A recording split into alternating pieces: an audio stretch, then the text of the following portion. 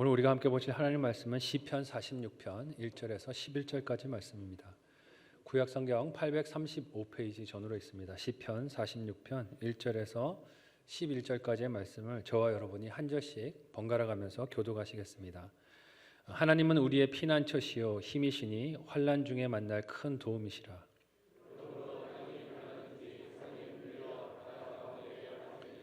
바닷물이 솟아나고 뛰놀든지 그것이 넘침으로 산이 흔들릴지라도 우리는 두려워하지 아니하리로다.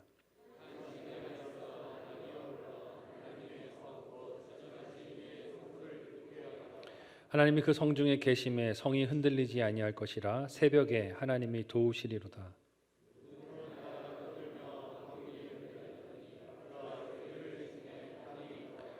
만군의 여호와께서 우리와 함께 하시니 야곱의 하나님은 우리의 피난처시로다.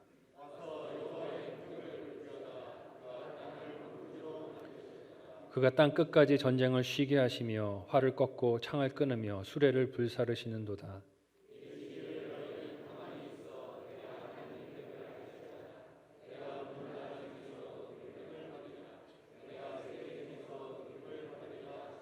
다 같이 읽습니다. 만군의 여호와께서 우리와 함께 하시니 야곱의 하나님은 우리의 피난처시로다.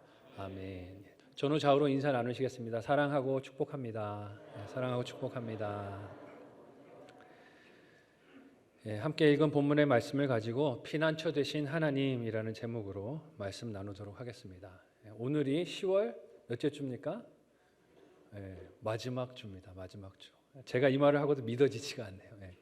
10월 마지막 주기도 하고요. 제가 이렇게 취임 예배를 드린 게 10월 마지막 주였던 기억이 납니다. 작년 10월 마지막 주였는데 벌써 한 해를 지나서 10월 마지막 주가 됐네요. 남의 일이라 잘 모르시겠죠? 네. 감회가 새로웠습니다. 그래서 한 해를 이렇게 성만교회에 부임해서 말씀을 전하면서 지나왔구나 하는 생각이 드는데 또 10월 마지막 주니까 이제 2022년도도 얼마 안 남았구나, 이제 2달 남았구나 하는 생각이 드니까 참 마음이 여러 가지로 썰렁해지기도 합니다. 가을이 깊어가는 것이 우리 피부로 느껴지고 있고요. 가을 정취를 또 우리 전도부를 담당하는 장로님께서 교회 카페에 동영상으로 만들어 올려주셔서 너무 예쁘더라고요. 그러니까 이 앞에 은행나무 색깔이 변해지고 짙어지는 걸 이렇게 동영상으로 찍어서 보여주셨는데 참 시간이 변해가면서 하나님의 은혜가 자연 가운데 있다는 것을 느끼게 됩니다. 근데 우리 주변에 10월 달이 되니까 또 느끼지 못했던 변화들, 하지만 두드러진 변화들도 있는 것을 봅니다. 오늘 사실 말씀을 전하려고 나오다 새벽에 뉴스를 보고 너무 깜짝 놀랐는데요. 이태원에서 일어난 그 사건을 보면서 언제부터 한국에 이렇게 또 할로윈이 극성을 부렸는가 하는 생각이 듭니다.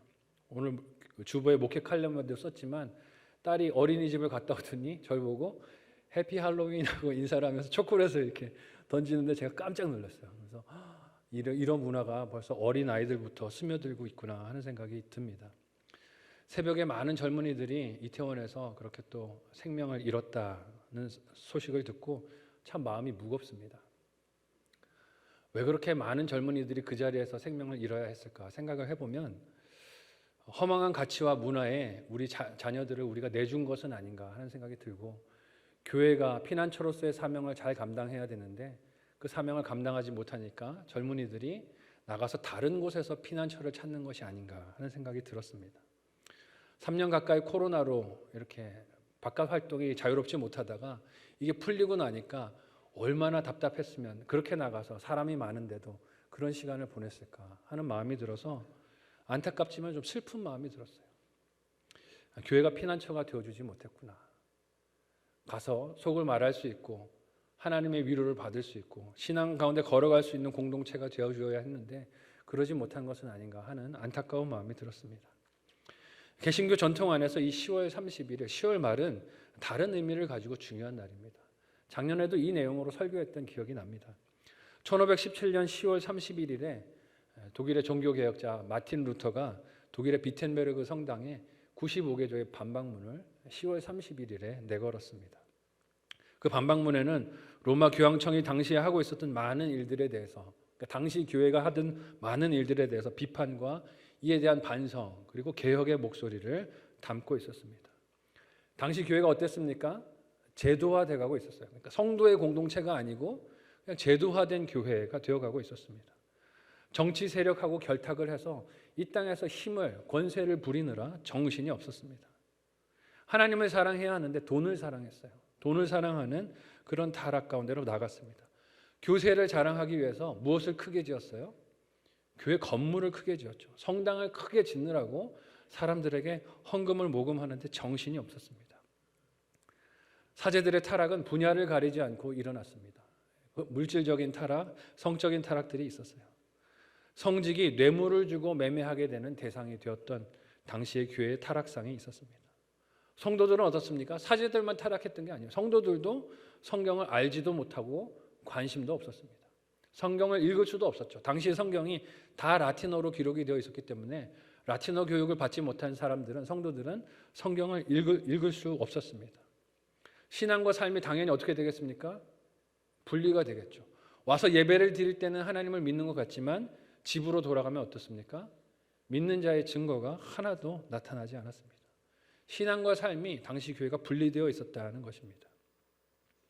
이런 교회를 향해 루터와 종교 개혁자들이 목숨을 걸고 저항을 했습니다. 이대로는 안 된다는 것이죠. 그 저항의 힘과 근간에 다른 것이 아니라 하나님의 말씀, 성경이 있었습니다. 하나님의 말씀을 읽고 종교 개혁자들이 루터가 마음이 뜨거워져서 교회가 이대로는 안 됩니다라고 소리를 높이며 하나님의 말씀을 각 나라의 언어들로 번역하기 시작했습니다. 프랑스어로, 독일어로 각 나라의 언어들로 성경을 영어로 번역을 하면서 하나님의 말씀이 성도들에게 읽혀지기 시작하면서 어떻게 됐습니까? 교회가 바뀌고 개혁되게 되었습니다. 그런 개혁을 통해서 저와 여러분이 읽는 이 성경이 우리의 손에 들어온 줄로 믿으시기를 바랍니다. 피 흘림이 있었어요. 이 성경이 성도들의 손에 들어오고 읽혀지기 위해서 피 흘림의 헌신들이 있었습니다. 그런데 이 성경이 오늘 우리 손 안에서 우리 눈으로, 마음으로 읽혀지고 있습니까? 주일날 한 번 와서 열어보고 덮어버리는 성경은 아닙니까? 아니면 아침에 큐티하는 시간에 10분, 20분 혹은 30분 열어보고 덮고 하루 종일 열리지 않는 성경은 아닙니까? 이런 토대 위에 성경을 읽고 성경대로 교회가 변혁되고 개혁되는 토대 위에 교회가 세워졌는데 이는 엄밀히 말하면 종교개혁이 아니고 교회개혁의 운동이었습니다. 그 교회개혁, 종교개혁의 5대 구호가 이랬습니다. 작년에도 이 내용을 함께 나눴던 기억이 나는데요. 같이 한번 우리 한 목소리로 읽어볼게요. 종교개혁의 5가지 모토, 구호가 이랬습니다. 같이 한글만 읽어볼게요. 시작. 오직 믿음, 오직 은혜, 오직 그리스도, 오직 성경, 오직 하나님의 영광. 이 5가지 모토로 종교개혁이 그렇게 교회개혁이 일어났습니다. 하지만 이 5가지의 교회개혁 정신이 오늘 우리 교회, 아니 교회라고 할 것도 없이 내 마음 가운데 살아있는가 돌아보면 좋겠습니다. 되려 중세시대에 타락했던 교회의 모습이 그 일그러졌던 그 모습이 우리를 비추는 거울은 아닐까 안타까운 마음이 듭니다. 요즘 우리 눈에 비춰지는 교회 현실과 상태는요, 종교개혁일을 맞이하고 있는 우리의 마음을 참 무겁게 합니다. 교회라고 지칭하면서 좀 조심스러운 것은 우리가 교회라고 말할 때 누구를 제외하고 말할 때가 많습니까? 거기서 나는 쏙 빼고 생각할 때가 많아요. 교회가 바뀌어야지, 교회가 개혁되어야지 하면 많은 사람들이 공감합니다. 그런데 그 개혁되어야 하는 교회에 누가 있다는 것을 잊어버려요? 내가 있다는 것을 잊어버리죠. 내가 바뀌지 않는데 교회가 바뀌겠습니까? 내가 말씀을 따르지 않는데 교회가 말씀을 따르겠습니까? 그럴 수 없다는 것입니다. 루터가 외친 교회 개혁의 정신이 나에게 있는지 돌아보아야 합니다. 비관적이고 암울한 교회의 염증을 느낀 많은 사람들이 교회를 떠나는 중에 있습니다. 그 중에 한 반증이 오늘 새벽에 일어난 이 사건이 아닐까 하는 생각이 들어요. 그 많은 젊은이들이 교회를 찾는 것이 아니라 클럽을 찾아, 세상 문화를 찾아, 즐거움을 찾아 이리저리 방황하는 것을 봅니다. 코로나 사태를 지나면서 교회를 이탈하는 성도의 숫자가 점점 더 빨라지고 많아지고 있다는 통계 자료가 경고의 소리로 우리 귀에 들려오고 있습니다. 그런데 이 문제를 우리는 내 문제라고 생각하지 않습니다. 다른 교회 문제라고 생각하는 것 같아요. 이런 상황 앞에 서 있는 저와 여러분, 우리 교회가 다시 회복하고 붙들어야 할 말씀, 피난처 되신 하나님이 어떤 하나님이실까요? 첫 번째로 우리의 두려움은 피난처 되신 하나님으로 이겨야 함을 믿으시기를 바랍니다. 우리에게 삶에 두려움을 주는 여러 가지 요소들이 찾아오는데 이 두려움은 피난처가 되신 하나님으로만 이겨야 한다는 것입니다. 오늘 우리가 함께 읽은 시편 46편의 말씀은 마틴 루터가 작곡한 찬송가 내 주는 강한 성이요, 이 찬송가의 가사의 본문이 되기도 하는, 배경이 되기도 하는 말씀이기도 합니다. 오늘 본문의 1절에서 3절을 우리 같이 한 목소리로 읽어보겠습니다. 하이라이트된 부분을 주의하면서 같이 읽습니다. 시작. 하나님은 우리의 피난처시요 힘이시니 환난 중에 만날 큰 도움이시라. 그러므로 땅이 변하든지 산이 흔들려 바다 가운데 빠지든지 바닷물이 솟아나고 뛰놀든지 그것이 넘침으로 산이 흔들릴지라도 우리는 두려워하지 아니하리로다. 아멘. 여러분, 피난처가 무엇입니까? 외부에서 원수나 적군이 공격해 왔을 때 피해 갈 수 있는 요소가 피난처입니다. 요새가 되는 곳이 이 피난처예요. 이는 두렵게 하는 그 공격이 외부에 있다는 뜻입니다. 외부에서 나를 두렵게 하고 힘들게 하고 해를 가하는 원수들이 있을 때 이걸 막아주는 장치가 피난처입니다. 하나님이 그런 외부적인 위협에서 나를 보호해주는 피난처가 되십니다라고 시인이 고백하고 있는 거예요. 근데 여러분, 하지만 그런 장소에 들어가게 된다 할지라도 우리 마음이 두려울 수 있지 않겠어요? 피난처 안에 들어가도 밖에서 지금 이를 갈고 있는 원수들을 보면 어떻습니까? 내 마음이 두려울 수 있습니다. 걱정될 수 있어요. 염려가 올라올 수 있죠. 그런 피난처에 내가 들어갔더라도 마음속에서 계속 두렵고 떨리는 감정과 생각들이 올라올 수 있습니다. 시인은 하나님이 그런 사람의 외부와 내부 모두를 지켜주시는 피난처와 힘이 된다라고 고백하고 있어요. 무슨 말씀이냐면 힘이 된다는 것은 내 내부 안에서 올라오고 있는 두려움, 걱정, 염려들도 하나님이 지켜주시는 힘이 되십니다라고 고백하는 것입니다. 이게 얼마나 귀하고 아름다운 신앙의 고백입니까? 이처럼 피난처와 힘이 되시는 하나님을 생각과 이론으로 모르는 성도가 어디 있겠습니까? 성경을 읽는 성도들이라면 하나님이 머리로는 피난처와 힘이 되신다, 큰 도움이 되신다 하는 것을 인정할 수 있습니다. 생각으로는 수긍할 수 있어요. 하지만 삶의 실제적인 문제가 닥쳐오면 어떻습니까? 진짜로 하나님이 나의 피난처가 되고 계십니까? 진짜로 하나님이 나의 힘이 되고 계십니까? 마음에서 올라오고 있는 불안과 걱정과 염려들을 눌러주시는 힘이 하나님이 되고 계십니까? 여러분, 과거에 개혁되어야 했던 교회도 이를 이론적으로는 부정하지 않았습니다. 하나님이 피난처가 되시고 힘이 되시고 큰 도움이라는 것을 생각으로 말로는 부정하지 않았어요. 하지만 실제적인 삶에서 두려움이 생겼을 때, 필요가 생겼을 때 어떻게 했습니까? 교회는 하나님이 아니라 다른 곳으로 피했어요. 하나님이 아닌 다른 곳을 큰 도움으로 의지로 삼았습니다. 그 다른 것들이 어떤 것들이었습니까? 돈이었어요. 돈으로 피했어요. 교회에 무슨 필요만 생기면 돈이 없어서 이 일을 못한다라고 생각하고 과거 중세교회가 돈으로 피했고 권력으로 피했고 정치로 피했고 사람들이 많이 모이는 숫자로 피했고 제도로 피했습니다. 그러다 보니까 성경을 읽고 교회를 개혁해야 한다, 우리가 회개해야 한다, 말씀 앞으로 돌아가야 한다라는 목소리들이 들려왔을 때 당시 교회가 어떻게 했습니까? 같이 성경을 열어놓고 읽지 않았어요. 하나님이 피난처 되셨으면 같이 성경을 열어놓고 읽으면서 하나님의 뜻에 귀를 기울이려 했을 것입니다. 하지만 당시 교회는 하나님의 음성을 듣지 않았고 하나님께 피하지 않았고 교회의 힘과 제도로 그 목소리들을 찍어 누르려고 했습니다. 성경을 읽고 성경대로 교회로 회복합시다 하는 그 목소리들을 교권이라는 이름으로 찍어 누른 것입니다.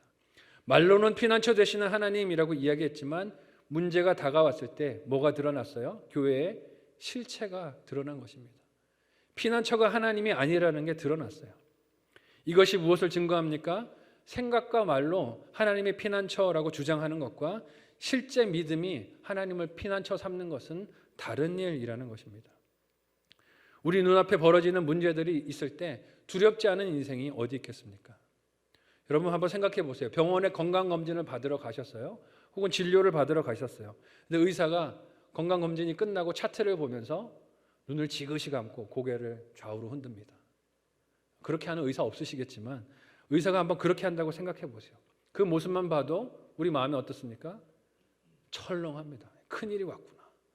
큰 문제가 닥쳤구나 하고 마음이 무너집니다. 늘 부모님들의 말에 순종적이고 착한 줄 알았던 자녀가 학교에서 갑자기 폭력과 연관됐다라는 소식이 들려왔을 때, 그래서 소위 말하는 학폭이라는 것이 열렸으니 부모님이 학교로 와주십시오라는 그 이야기가 들릴 때 부모님들의 마음은 바다가 뒤집혀서 내 삶에 쏟아지는 것 같습니다. 어떻게 내 삶에 이런 일이 일어나는가 하고 두려움이 밀려들죠. 건강하게 잘 지내시던 부모님이 갑자기 어느 날 병원에서 병 진단을 받고 병명을 말씀하실 때 산이 흔들려서 바다 가운데 빠지는 것 같은 두려움이 밀려듭니다. 여러분, 이런 일들이 우리의 삶에 다가올 때 우리는 어디를 향해 가시며 누구를 찾으십니까? 생각과 입은 하나님이 피난처이시고 하나님이 나의 산성이시고 하나님이 나의 힘이고 큰 도움입니다 라고 말하지만 실제로 찾는 곳, 실제로 두리번거리는 곳, 실제로 손을 내밀고 검색하는 것이 무엇인가를 우리가 돌아봐야 할 것입니다. 그 찾는 곳이 인터넷은 아니세요? 내 몸에 이런 증상이 생겼는데 인터넷은 뭐라고 말하나? 요즘은 피난처가 인터넷이 되는 것 같아요. 아니면 전문가는 아니세요? 이 분야의 전문가, 명의가 누구더라를 찾느라고 분주하지 않으십니까? 아니면 내 통장의 잔고는 아니세요? 문제가 생겼는데 지금 내 통장에 얼마가 있더라? 내가 먼저 찾는 것, 내가 먼저 들여다보는 것이 내가 피난처라고 생각하는 실체라는 것을 우리가 알 수 있습니다. 오늘 함께 읽은 시편에서 시인은 이와 같은 문제를 만났습니다. 절대로 변하지 않을 것이라고 여겼던 것이 변하는 문제가 찾아온 거예요. 절대로 흔들리지 않을 것이라고 생각했던 것들이 흔들리는 문제가 왔고 바다에 빠지고 솟아나서 뛰노는 상황이 벌어진 것입니다. 그것이 구체적으로 어떤 사건인지 문제인지 두려움이고 아픔인지는 크게 중요하지 않습니다. 우리의 인간의 삶에 항상 이런 문제가 시도 때도 가리지 않고 찾아온다는 것입니다. 예고하지 않고 이런 두려움이 찾아옵니다. 사소한 증상이나 현상 하나로도 우리의 마음이 무너질 수 있습니다. 잘 자다가 아침에 일어났는데 갑자기 팔이 저려도 어때요? 내가 큰 병이 든 건 아닐까? 내가 큰 문제가 생긴 것은 아닐까? 두려움이 밀려들 수 있습니다. 토요일 날 충북에서 지진이 발생했다는 소식이 들렸어요. 혹시 느낀 분 계세요? 의정부에서는 느끼지 못한 분들이 많은 것 같은데 저쪽으로 강남 아래쪽으로만 해도 그게 느껴졌다고 하는 분들이 있으시더라고요. 정말 땅이 흔들리는 지진의 충격파로도 그런 두려움들이 우리의 삶에 올 수 있습니다.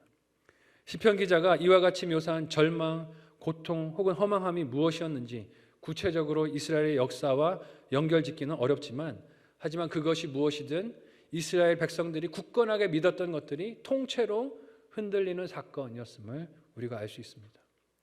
열심히 종교 생활을 하고 신앙 생활을 해왔지만 그 모든 것이 다 무너지는 강력한 두려움이었을 것입니다. 그래서 어떤 이들은 이 시가 열왕기하 17장, 18장에 등장하는 히스기야 시대에 아수르가 예루살렘을 침공한 사건이었을 것이다 라고 설명하기도 합니다. 왜냐하면 절대로 멸망당하지 않고 무너지지 않을 것이라고 여겼던 예루살렘 성전이 이방 사람들에게 침공당하고 하나님의 이름이 모욕당하는 사건, 현실로 많은 유대인들이 괴로워했기 때문에 그렇습니다. 여러분, 이런 상황에서 어떻게 두려워하지 않는 사람이 있을 수 있겠습니까? 그런데 그런 두려움이 우리의 삶에 없을 수 없지만 거기서 달려가고 바라보고 붙들어야 할 것은 오직 피난처 되시는 하나님이 되어야 할 줄로 믿습니다. 저와 여러분의 삶에 두려움의 사건이 임할 때 달려가는 곳이 하나님이 되시기를 바랍니다. 하나님께 먼저 가서 말씀을 펼쳐들고 하나님이 나에게 무엇이라고 말씀하시는지, 기도 가운데 그 음성이 무엇인지에 귀를 기울여야 합니다. 그런 면에서 보면 피난처와 힘, 큰 도움이 되시는 하나님을 경험할 수 있도록 해주는 우리 삶의 사건과 문제들은 우리의 믿음을 생기게 하고 자라게 하시는 하나님의 훈련장이 됨을 깨닫습니다. 이 두려움을 세상의 유혹들은, 시험들은 어떻게 사용하려고 합니까? 다른 곳을 찾아가게 만들려고 해요. 하나님이 아니라 인터넷을 뒤져봐야 되는 거야. 네이버에게 물어봐, 구글에게 물어봐 라고 우리에게 속입니다. 돈이 우리의 피난처가 될 것이라고 우리를 속입니다. 다른 방법과 다른 대상들을 의지해 피해가도록 유혹하는 시험과 속임수들이 우리가 두려워하는 사건들 가운데 찾아옵니다. 그럴 때 하나님보다 변한 것 같은 땅이 더 커 보이고 흔들린 산이 더 중요해 보이고 넘친 바다가 내 삶을 하나님이 아닌 그 바다가 다 쓸어가 버릴 것 같은 두려움이 찾아오기도 합니다. 그러나 이런 어려움과 문제를 만났을 때 속이는 두려움에 절망하지 않고 그 절망에 빠지지 않고 피난처와 힘이 되시는 하나님 앞으로 더욱 나아가는 저와 여러분들 모두가 되실 수 있기를 사랑하는 예수님의 이름으로 축복합니다. 첫 번째 묵상 적용 질문 드립니다. 한번 생각해 보시고 적용해 보시기를 바랍니다. 첫 번째는요, 오늘 내게 가장 큰 두려움이 무엇입니까? 한번 생각해 보세요. 그게 건강일 수도 있고 직장일 수도 있고 자녀 문제일 수도 있습니다. 왜 그것이 두려운지 한번 생각해 보세요. 왜 그것이 두려우십니까? 두 번째 질문은요, 그 두려움을 이길 피난처가 하나님이 되고 계십니까? 그 두려움을 이길 피난처가 하나님이 되고 계십니까? 다른 피난처로 여겨지는 것은 무엇입니까? 하나님이 아니라 다른 것이 피난처로 여겨지고 있는 것은 무엇인지 생각하시고 가정과 목장에서 나누시고 회개하고 적용하는 우리가 되었으면 좋겠습니다. 마지막 두 번째로요, 피난처 되신 하나님, 그 하나님은 그의 백성과 함께 하십니다. 믿으시기를 바랍니다. 진짜 하나님이 우리의 피난처가 되시면 하나님은 그 백성과 함께 하십니다. 오늘 본문의 4절에서 7절을 우리 같이 한 목소리로 읽어보겠습니다. 같이 읽습니다. 시작. 한 시내가 있어 나뉘어 흘러 하나님의 성 곧 지존하신 이의 성소를 기쁘게 하도다. 하나님이 그 성 중에 계심에 성이 흔들리지 아니할 것이라. 새벽에 하나님이 도우시리로다. 문나라가 떠들며 왕국이 흔들렸더니 그가 소리를 내심에 땅이 녹았도다. 만군의 여호와께서 우리와 함께 하시니 야곱의 하나님은 우리의 피난처시로다. 아멘. 우리의 신앙은 무엇이 잘 풀릴 때 사실 잘 나타나는 것이 아니라 어렵고 고난이 있을 때, 두려움이 있는 현장에서 오히려 존재 가치를 발휘하는 것을 볼 때가 많습니다. 오늘 본문 속 시인의 눈에는 이처럼 문제와 고통을 바라보는 남다른 시선이 있었던 것을 봅니다. 땅이 변하고 산이 흔들리고 바다에 빠지는 그런 어려움이 있었지만 그는 이런 문제를 남다르게 대처하고 있습니다. 이런 시인의 말과 고백은 시인의 낙천적인 성격 때문에 되는 게 아니에요. 그러니까 긍정의 힘으로 잘 될 거야를 말하는 게 아닙니다. 오늘 시인은 뭐라고 말합니까? 3절에서 두려워 아니하겠습니다. 하나님, 두려워 아니하겠습니다. 두려워할 문제가 왔지만 저는 두렵지 않습니다 라고 말합니다. 이 자신감의 근거는 자신에게 있는 것이 아니라 그와 관계를 맺고 있는 하나님께 있는 줄로 믿습니다. 나를 성전 삼으신 하나님이 이 모든 문제를 지나가게 하실 것을 나는 믿습니다 라고 말하는 것입니다. 그가 본 하나님이 어떤 하나님입니까? 4절에서 말하듯이 그가 본 하나님은 온통 혼란스러운 세상 속에서도 생명이 탄생하게 하는 시내가 흐르게 하시는, 그것을 기뻐하시는 창조주가 되시는 하나님입니다. 그런 하나님께서 자신이 임재하시는 성전에 계시기 때문에 아무리 큰 세력과 요란한 공격이 엄습해와도 위협이 되지 못합니다 라고 고백하는 것입니다. 왜냐하면 6절과 같이 그 하나님이 한 번만 소리를 발하시면 두려움을 주는 땅도 녹아서 그 힘을 잃게 될 것이다 라고 그가 믿기 때문입니다. 오늘 본문 속에서 시인이 말하고 있는, 믿음을 두고 있는 그 장소는 물리적인 예루살렘 성전을 말하는 것은 아닙니다. 성전 건물을 당시 이스라엘 사람들이 우상처럼 섬기면서 그렇게 잘못 따라가고 있었을 때 하나님은 이스라엘 백성들을 엄하게 꾸짖기도 하셨습니다. 예레미야 7장 4절의 말씀을 우리 같이 한 목소리로 읽어볼게요. 같이 읽습니다. 시작. 너희는 이것이 여호와의 성전이라, 여호와의 성전이라, 여호와의 성전이라 하는 거짓말을 믿지 말라. 아멘. 이스라엘 사람들이 크고 화려한 성전을 지어놓고 이 속에 하나님이 계시니까 우리는 절대로 망하지 않아, 원수가 공격해와도 우리는 절대로 패하지 않아 라고 말했어요. 근데 하나님이 뭐라고 말씀하셨어요? 이것이 여호와의 성전이라, 여호와의 성전이라, 여호와의 성전이라 하는 거짓말을 믿지 말라고 하셨어요. 종교적인 의식에 하나님이 갇혀 계실 수 없다는 것입니다. 하나님과 뜻을 달리하면서 살면서도 종교적인 형식만 갖추고 있으면 하나님이 기뻐하실 것이라고 착각했던 이스라엘 백성들을 하나님이 꾸짖으신 거예요. 무슨 말씀이냐면요, 하나님의 인간의 욕심을 위한 도구가 될 수 없다는 것입니다. 예배의 자리에 나왔다고 하나님이 내 생각대로 다 움직일 것이라고 착각하지 말라는 거예요. 하나님 뜻대로 살지 않으면 하나님의 성전이 될 수 없다는 것입니다. 오늘 본문의 시인이 믿음을 두고 있는 하나님의 성소는 예루살렘이라는 물리적인 장소가 아니라 하나님의 통치가 실현되고 있는 곳입니다. 그러니까 말씀대로 사는 자리예요. 하나님의 자녀들이 말씀대로 살고 있는 그곳이 하나님의 거처를 두신 임재의 현장임을 말하고 있는 것입니다. 그런 하나님의 임재가 실현되고 있는 곳에는 어떤 강력한 도전이나 원수들의 공격과 침략이 와도 그 뜻을 이룰 수 없음을 신이 믿는다라고 말하는 거예요. 그러니까 오늘 우리 예배가 어떤 자리가 되어야 합니까? 하나님의 말씀을 듣고 가정에 돌아가서 적용하고 실천하는 자리가 되어야 할 줄로 믿습니다. 그래야 그 자리가 뭐가 되는 거예요? 여호와의 성전이 되는 것입니다. 하나님의 다스리심이 있는 자리가 되는 거예요. 즉 시인의 믿음은 사람이 아니라 하나님께 있습니다. 그가 이렇게 세상이 뒤집히는 것 같은 혼돈 속에서도 안심하고 믿음을 하나님께 두는 것은 하나님의 능력과 위엄에 믿음을 두고 있기 때문에 그렇습니다. 당장 닥쳐온 땅이 꺼질 듯한 문제에서도 그 문제가 하나님보다 클 수 없다라는 것을 시인이 믿음으로 고백하고 있어요. 이것이 오늘 본문 속 시인이 자신의 삶에 닥쳐온 도무지 해결되지 않을 것 같은 문제, 어려움 앞에서도 평안과 믿음을 지킬 수 있는 비결과 이유가 되었음을 믿습니다. 한번 따라해 보실까요? 문제보다 하나님이 크십니다. 믿습니까? 네. 문제보다 하나님이 크십니다. 이 하나님의 임재가 자신의 삶에 살아가는 현장에서 실현되도록 하나님께 집중할 때 하나님이 우리를 다스리시고 원수들의 공격으로부터 우리를 지키실 줄 믿습니다. 그런 믿음 안에서 오늘 시인이 전달하는 하나님의 음성이 마지막 8절에서 11절에 무엇이라고 소개됩니까? 우리 함께 한 목소리로 읽어보겠습니다. 마지막 8절에서 11절 같이 읽습니다. 시작. 와서 여호와의 행적을 볼지어다. 그가 땅을 황무지로 만드셨도다.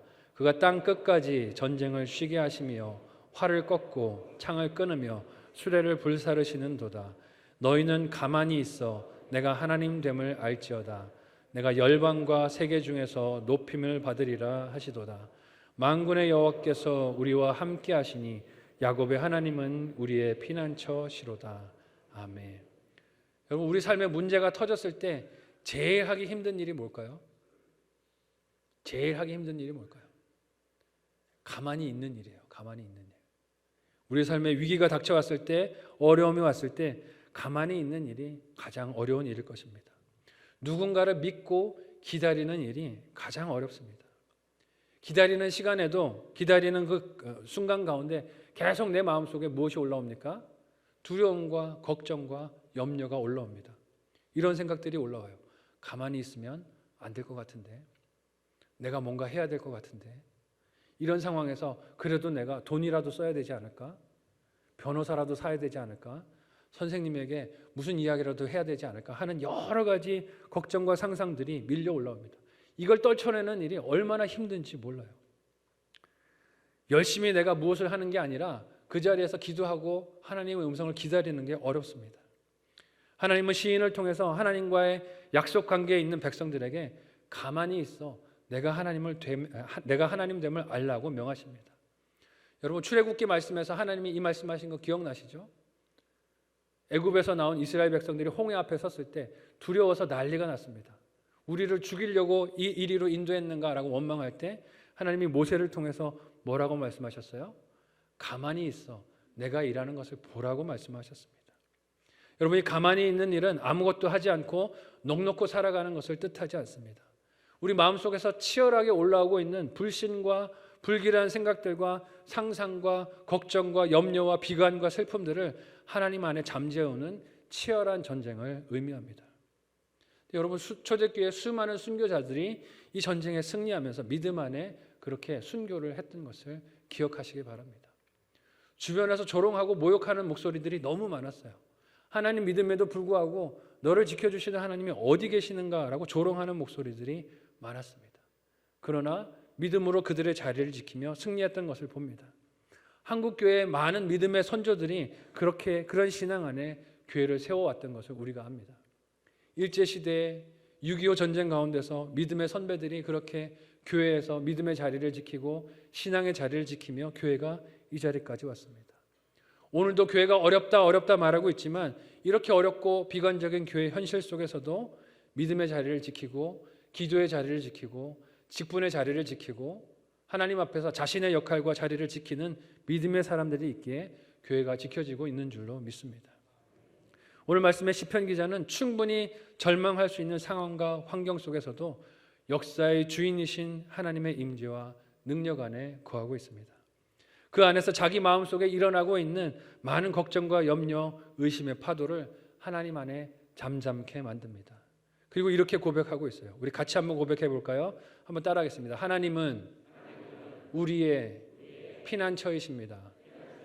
믿으시기를 바랍니다. 네. 하나님이 우리의 피난처 되십니다. 믿음으로 선포하고 있는 것입니다. 우리가 속해 걸어가고 있는 2022년도의 한국교회도 걱정하고 두렵고 염려하고 그렇게 보게 만드는 많은 문제들이 있습니다. 앞에 말씀드렸어요. 계속 교회학교 세대가 줄어가고 있습니다. 매주 제가 받고 있는 주일학교 출석 통계를 보면 저도 참 걱정이 됩니다. 그러나 우리 눈에 두려움을 주는 것들에 시선을 두지 않고 하나님의 말씀을 따라 걸어가면 하나님이 이 교회를 지켜주실 줄로 믿습니다. 말씀 가운데로 돌아가기만 하면 하나님께서 돌보시고 교회를 승리하게 하실 것을 믿는 저와 여러분들이 되시기를 예수님의 이름으로 축복합니다. 마지막으로 한번 생각해 보시고 적용해 보시기를 바랍니다. 마지막 묵상 적용 질문 드립니다. 오늘 내 삶은 하나님의 통치를 따르고 계십니까? 오늘 내 삶은 하나님의 통치를 따르고 계십니까? 삶과 신앙이 분리된 모습은 무엇입니까? 교회 안과 밖이 다른 모습은 무엇인지 생각해 보시고 회개하시고 또 적용해 보시기를 바랍니다. 두 번째 적용 질문은요. 하나님보다 내가 앞서고 싶은 일 혹은 관계는 무엇입니까? 하나님보다 내가 앞서고 싶은 일 혹은 관계는 무엇입니까? 믿고 기다리는 적용은 무엇이 될까요? 믿고 잠잠하면서 기다릴 수 있는 적용이 무엇일까요? 한번 생각하시고 적용해 보시면 좋겠습니다. 2022년도 종교개혁 기념주일입니다. 종교개혁 505주년이라고 합니다. 오늘 이 종교개혁 기념주일에 오늘 우리는 이 말씀 앞에서 어떤 말씀을 우리 삶에 심어야 할까 돌아보실 수 있기를 바랍니다. 설교 서두에서 나눈 것처럼 교회의 현실이 많이 암담해 보입니다. 교회 학교 숫자도 줄어가고 있고 교인의 숫자도 감소해가고 있고 오늘 대표 기도하신 장로님도 언급해 주셨지만 사역자도 줄어가고 있습니다. 여러분 잘 모르실까 봐 말씀드려요. 요즘은 사역자를 구하기 위해서 청빙 광고를 내도 사역자들이 잘 오지 않습니다. 없어요. 이 일을 하려고 하는 젊은이들이 없습니다. 그만큼 교회의 미래가 암울해 보이기 때문에 많은 사람들이 교육자가 되기를 포기하는 것이 아닌가 하는 생각이 듭니다. 미디어로 보이는 교회의 모습은 소망보다 우리에게 절망이 심겨지게 합니다. 그러나 우리의 믿음은 인간이 가진 것, 인간이 보는 것, 물리적인 조건과 현상이 아니라 피난처 되신 하나님께 우리의 믿음이 있어야 할 줄 믿습니다. 다시 우리가 말씀을 따라 하나님의 뜻대로 걸어가면 그 하나님의 말씀 안에 거하면 그대로 회개하고 우리의 삶의 가정에 우리의 직분의 역할에 적용하면 하나님께서 그의 예수 그리스도의 몸된 교회를 지키시고 새롭게 회복해 가실 것을 믿습니다. 마틴 루터를 설교 초반부에 언급을 드렸지만 그도 교회 개혁을 위해서 열심히 열정적으로 일했지만 늘 열정이 충만했던 것은 아니었습니다. 시래에 빠지고 낙담하고 절망했을 때가 있었습니다. 그때 루터의 아내가 이런 모습으로 나타난 것이 유명한 일화로 우리에게 남겨져 있습니다. 어느 날 아내가 루터 앞에 상복을 입고 나타났대요. 루터가 깜짝 놀라서 누가 돌아가셨습니까? 왜 갑자기 상복을 입고 이렇게 나타났어요? 라고 물었더니 아내가 이렇게 대답을 했다고 합니다. 당신이 믿는 하나님이 돌아가셨습니다. 루터가 너무 깜짝 놀라서 이게 무슨 말입니까? 영원토록 살아계신 하나님이 어떻게 돌아가실 수가 있습니까? 라고 물었습니다. 그랬더니 아내가 이렇게 대답을 했다고 해요. 당신 말대로 하나님이 그렇게 영원토록 살아계시다면 그 살아계신 하나님을 믿는 당신이 이렇게 실망에 빠질 수는 없잖아요. 이렇게 낙심하실 리가 없잖아요. 하나님이 살아계셔서 그의 교회를 지키시고 이루어 가실 텐데 당신이 이렇게 절망하면서 하던 이 일을 멈추고 그렇게 실망 가운데 있을 수는 없지 않겠습니까? 라고 반문을 했다고 합니다.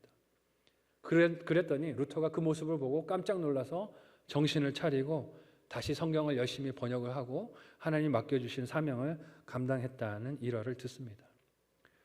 여러분, 말씀을 통해서 날마다 개혁되어야 하는 교회의 사명은 계속 우리에게 이어져 온 교회의 사명인 줄 믿으시기를 바랍니다. 말씀을 따라서 개혁되어야 하는 그 교회가 남이 아니라 나라는 사실을 잊지 않으셨으면 좋겠어요. 현실이 암담해 보여도 그래도 힘을 내는 저와 여러분이 되실 수 있기를 바랍니다. 오늘도 하나님의 약속을 따라 말씀을 펼쳐들고 현실보다 문제보다 크신 하나님, 그 백성 가운데 함께 거하시는 하나님을 믿음으로 성경을 읽고 사랑하고 그 뜻대로 살면서 하나님의 다스리심이 내 삶에 함께 동행하시기를, 그래서 이 땅의 교회들을 회복시켜 주시기를, 우리의 가정을 회복시켜 주시기를 믿음으로 간구하고 앞으로 나아가는 저와 여러분 모두가 되실 수 있기를 사랑하는 예수님의 이름으로 축복합니다. 아멘. 함께 기도하겠습니다. 오늘 말씀을 붙들고 기도하실 때 하나님, 말씀을 따라 하나님의 통치에 순종하게 하여 주시고 하나님 기뻐하시는 성전으로 그렇게 살아가며 하나님 기뻐하시는 회개와 개혁이 있는 내가, 우리 교회가 되게 도와주옵소서. 그래서 아무래만 보이는 이 교회의 미래, 앞으로의 앞날을 하나님께 맡기고 믿음으로 나아가는 우리, 또 믿음으로 다음 세대를 길러내는 우리 교회가 될 수 있게 도와달라고 합심해서 함께 기도하겠습니다. 하나님, 은혜를 허락하여 주옵소서. 말씀을 따라 날마다 개혁되어야 하는 교회의 사명을 다시금 오늘 다시 기억하고 돌아봅니다. 주님 도와주셔서 하나님 기뻐하시는 말씀을 따라 교회가 날마다 하나님의 통치에 순종하며 사명 감당하며 개혁되어질 수 있도록 인도하여 주옵소서. 말씀을 떠나려고 하는 의식들이 있을 때마다, 습관들이 있을 때마다, 그런 하나님 풍습들이 있을 때마다 우리가 쳐서 깨닫게 하여 주시고 복종하게 하여 주시고 회개하여 주시고 하나님 기뻐하시는 길로 나아가는 교회 될 수 있도록 도와주시옵소서. 말씀으로 먼저 내가 다듬어지기를 원합니다. 내 생각이 다듬어지고 내 가치관이 바뀌어지고 내 삶의 원칙들이 달라지기를 원하오니 주님 인도하여 주셔서 피난처 되신 하나님께로만 피하게 하여 주시고 문제 앞에서 다른 곳에 기웃거리지 않는 우리가 되도록 도와주옵소서. 오늘도 우리를 말씀으로 다스려 주시고 하나님께만 피할 때 우리와 함께 동행하시는 하나님을 평생 누리며 나누며 우리 어린 자녀들을 양육하는 우리 교회 될 수 있도록 도와주시옵소서. 간절히 소원하며 예수님의 이름으로 기도하옵나이다. 아멘. 하나님, 종교개혁 기념주일, 이 주일 아침에 이 새벽에 수많은 젊은 영혼들이 이 세상의 문화를 따라가다가 그 생명을 잃었다는 소식에 마음이 아픕니다. 그러나 하나님, 이 소식이 남의 이야기가 아니라 교회된 우리가 사명 감당하지 못한 책임을 물으시는 하나님의 꾸짖음은 아닌지 돌아보고 회개하오니 용서하여 주옵소서. 하나님, 교회가 사랑하는 다음 세대의 피난처가 될 수 있기를 원합니다.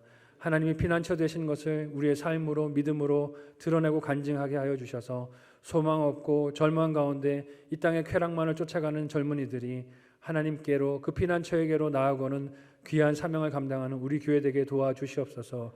하나님, 늘 말씀을 따르는 우리 교회 되기를 원합니다. 말씀을 사모하고 사랑하게 하여 주시고 다스리심에 순종하는 교회 되게 하여 주셔서 하나님이 동행하시고 회복하시고 세임 주시고 일으키시는 교회 사명을 잘 감당할 수 있게 도와주옵소서. 이 시간에 믿음으로 예물 드리오니 기쁨으로 연락하여 주옵소서. 예수님의 이름으로 기도하옵나이다. 아멘.